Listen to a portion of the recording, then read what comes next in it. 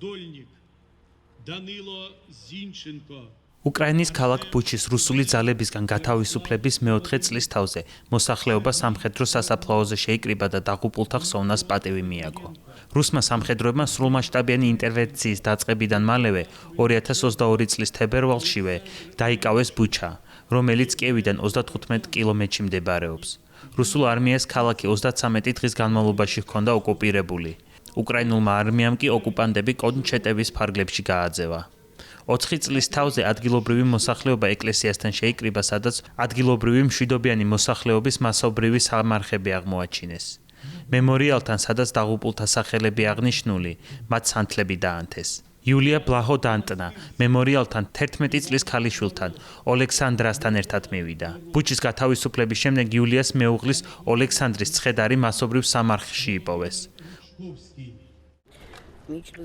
ჩემი ქმარი დაიღუპა, მისი სახელიც აქ არის კედელზე. გინდა შენ მოყვე?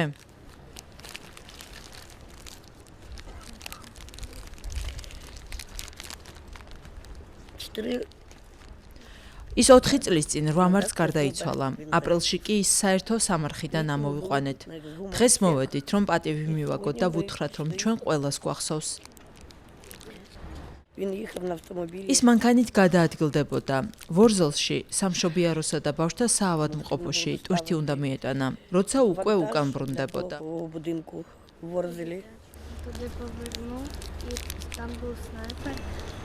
მამა არასწორი გზით წამოვიდა და იქ რუსი სნაიპერი დახვდა. მამა მანქანიდან უიარაღოდ გადმოვიდა. სნაიპერმა უთხრა, რომ 5 წამი ჰქონდა, იქედან გასულიყო.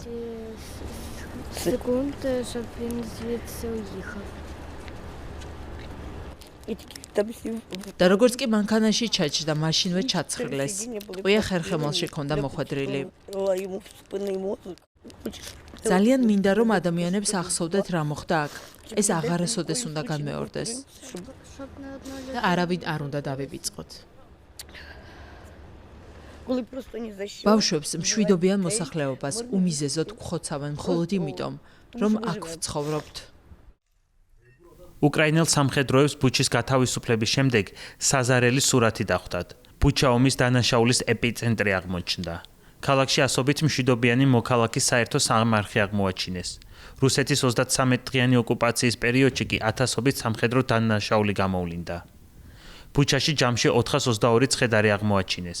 მათ შორის იყვნენ მცირეწლოვანი ბავშვებიც. ზოგიერთ მათგანს წამების კვალიც ეტყობოდა. ქალაქის გათავისუფლებიდან რამდენიმე დღის განმავლობაში მასობრივი სამარხების გარდა სპეციალურმა ჯგუფებმა ცხედრები ქალაქის ქუჩებში, ეზოებში, სარდაბებსა და ტყეებშიც კი იპოვეს.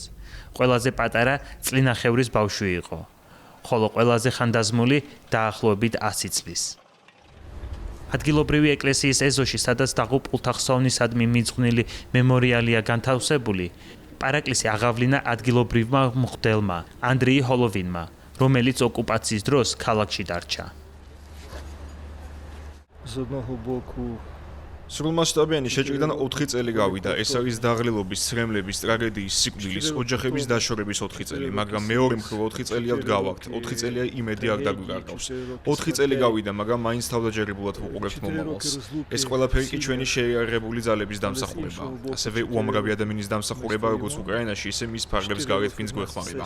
ასეთ დღეებში ძალიან მნიშვნელოვანია გავიხსენოთ ისინი, ვინც დავკარგეთ, ვინც ფიზიკურად ჩვენთან აღარ არიან, მაგრამ ამავე დროს მნიშვნელოვანია არ გადაგვეწუროს იმედი ვიგრძნოთ, რომ მომავალი ნათელი და ვფიქრობ ბედნიერი იქნება.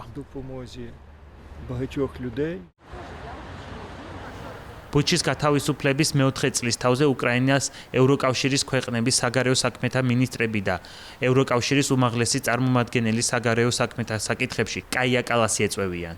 უკრაინის საგარეო საქმეთა მინისტრის ინფორმაციით, კიევში დაგეგმილ შეხვედრაზე მხარეები ევროკავშირის მხარდაჭერის, რუსეთზე ზეწოლის გაძლიერების, მშვიდობის მიღწევისა და ევროპის გრძელვადიანი სტაბილურობის უზრუნველყოფის გზებს განიხილავენ.